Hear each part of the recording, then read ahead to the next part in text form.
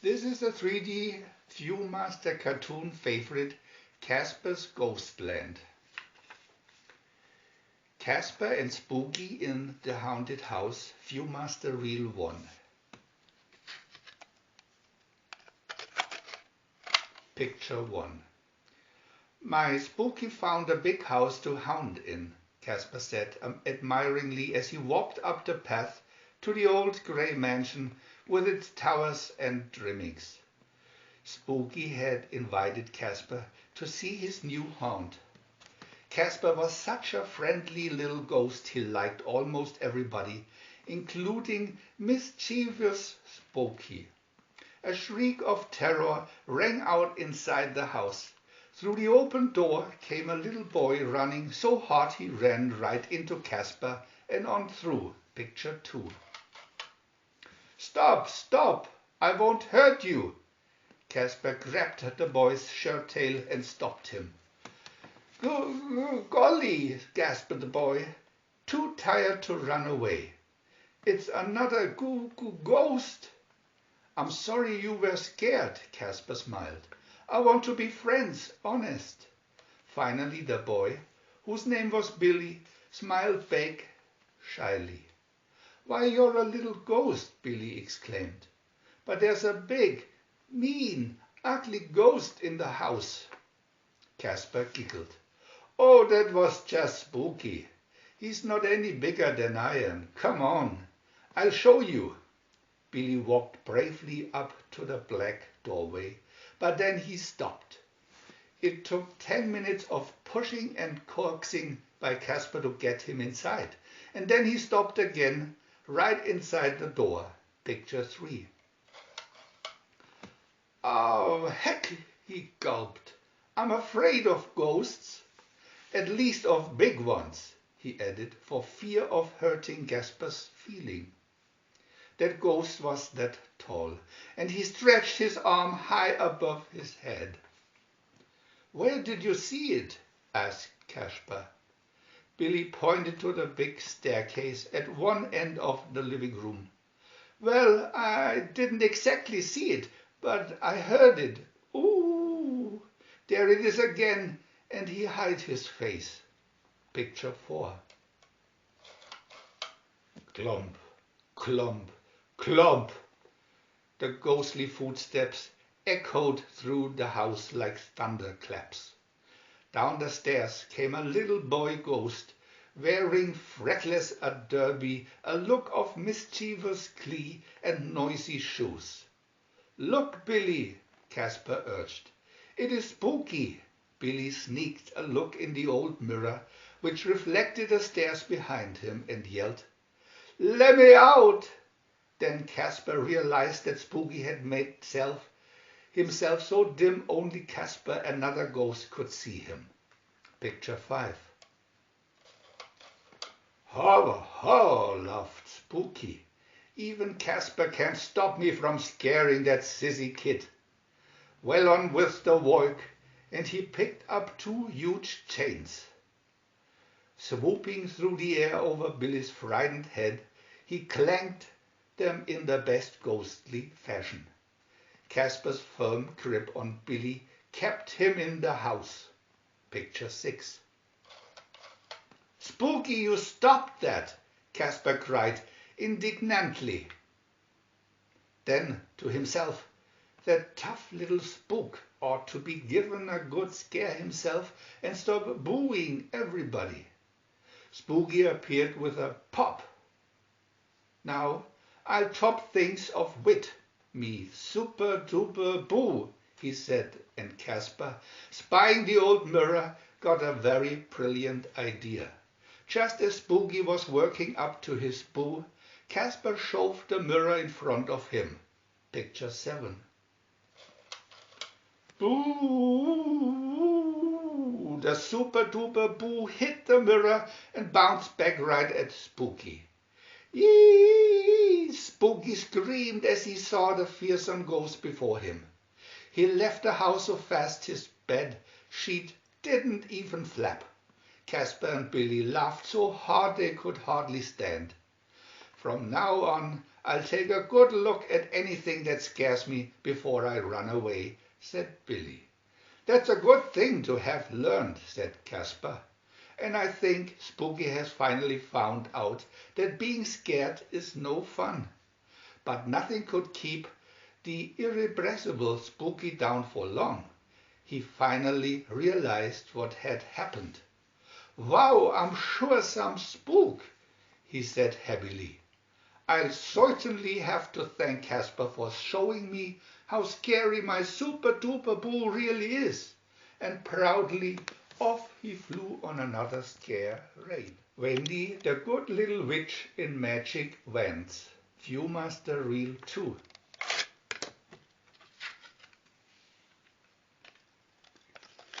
Picture 1. Wendy flew happily along on her magic broomstick. It was more than just a beautiful day. It was a beautiful one. She sang joyfully. When witches pull a trick that's bad, I can't help being very sad. Being nice makes me feel gay, so I do good deeds every day. Suddenly, from the mouth of a cave in the hillside, a voice cried with a sob, "Help me, somebody!" Wendy zoomed through the opening into a big dark cave. 3 bad witches stirred a huge pot of nasty-smelling witch's brew. A beautiful princess was tied to a large flat rock. They had captured her on their last scare raid. Picture 2. "Ha! Hee!" cackled the first witch. "What a chance to be disgustingly evil! Look at those lovely blue eyes and rosy cheeks." "Ooh," said the second, "makes me sick."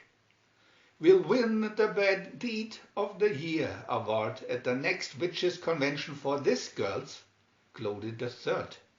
"All together now. Uggledy, buggledy, muggledy, mode. Turn from princess into a toad."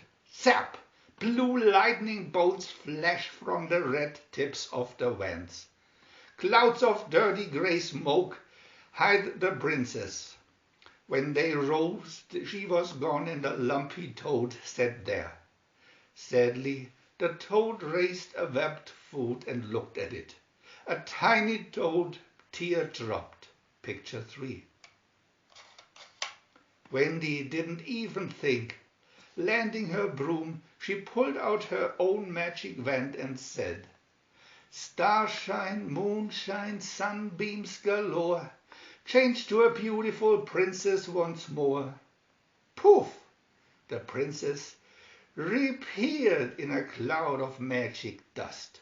But before she could run away, the 3 bad witches grabbed her and tied her up again. Picture 4. "Rats, bats, and old black cats," said one. "It's that sickening little good witch, Wendy. You ought to be ashamed of yourself, spoiling our delightfully nasty deed. Never mind. We'll do it all over again just as soon as we'll paint our wands." The witch went on scolding Wendy while the others repainted their wands. Wendy hung her head. "Maybe I need practice in being bad. Let me begin with something little, like painting your bad magic wands, and work up. Then I'd learn to be a bad witch like you." The evil witch couldn't resist. "Well, all right, we need more skunk weed for our brew. But we'll be right outside, so you leave the princess alone." Picture 5. Wendy hummed merrily as she painted all of the wands. The handle of a witch wand is white, and the end the magic comes out of is red. But Wendy painted the loaded and white, and the handle red. Picture 6. "Very bad for a starter," approved the witches when they inspected the wands. Wendy giggled softly behind her hand as they turned to the princess. This time, because Wendy had reversed the colors, They were pointing their handles at the princess and the points at themselves. "Oh, this will be a triple powerful, extra evil one," cackled the first witch. Zap! Blue bolts of lightning shot backward, hitting the witches so hard they tumbled end over end through the air. An enormous cloud filled their part of the cave. Picture 7. When it finally rose, 3 very ugly and very flabbergasted-looking toads sat side by side. "How can I ever thank you, Wendy?" asked the princess. "I'm so glad you're a good witch."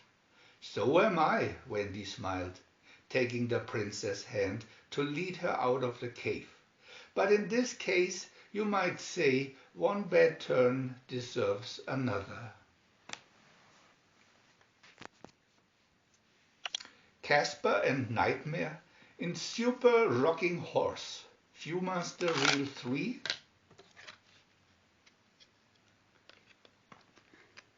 Picture 1. Casper and Nightmare. The galloping ghosts were out on a sky ride. The beautiful spook horse with the curly white mane was full of energy. For a while they jumped and soared, and even skydived. At the bottom of one dive, Casper chuckled. "Look, somebody else is taking a ride." In a yard below, a little girl was rocking as hard as she could. Back and forth, crack! The horse's wooden leg snapped and she tumbled off. "Ouch!" said Nightmare, screeching to a halt in midair. She quickly landed outside the fence. Picture 2. Nightmare and Casper went through the fence and into the yard. The little girl, Sandy, was so surprised she stopped crying. "Are you magic?" she asked, her eyes very wide. "Well, sort of," said Casper. He and Nightmare didn't always tell people they were ghosts. They especially didn't want to scare such a little girl. "Oh, goody!" Sandy cried. "You can make Rocky well." "Oh, that's Casper's department," said Nightmare hastily. "I can fix it with magic, but I can with glue," said Casper, spying a nearby glue bucket. "And while you do," volunteered Nightmare, "I'll give Sandy a sky ride." Picture 3. "I can climb on your back," said Sandy. "It's so high." It was Casper to the rescue. He stretched himself out long, then folded up like an accordion. Presto! He was a set of steps. Sandy climbed up in an instant. Then, while Casper glued the rocking horse's leg back together and tied it in place with Sandy's hanky, Nightmare flew in circles above the yard. The ride was over, too soon for Sandy. Picture 4. "There," smiled Casper. "He's good as new." Sandy hardly looked at her wooden steed. "I'd rather have a magic horse like you," she told Nightmare. "Please stay, or I'll cry and cry."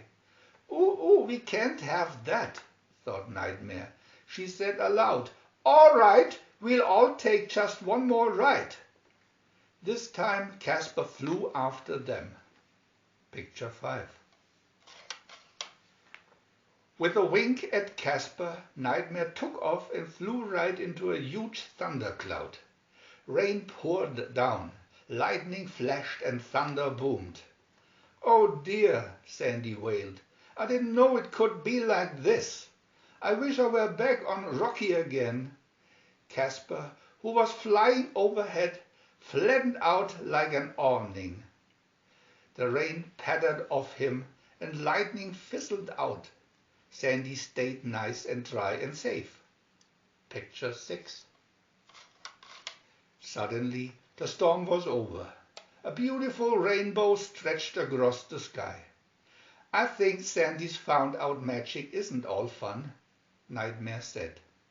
"Let's give her something pretty to remember us by." and galloping through the sky toward the great archway of colors. Nightmare flew clear over the top in one great smooth leap. Picture 7. When they reached Sandy's yard once more, she was glad to see Rocky waiting, his wooden leg as good as ever. She quickly climbed on his back.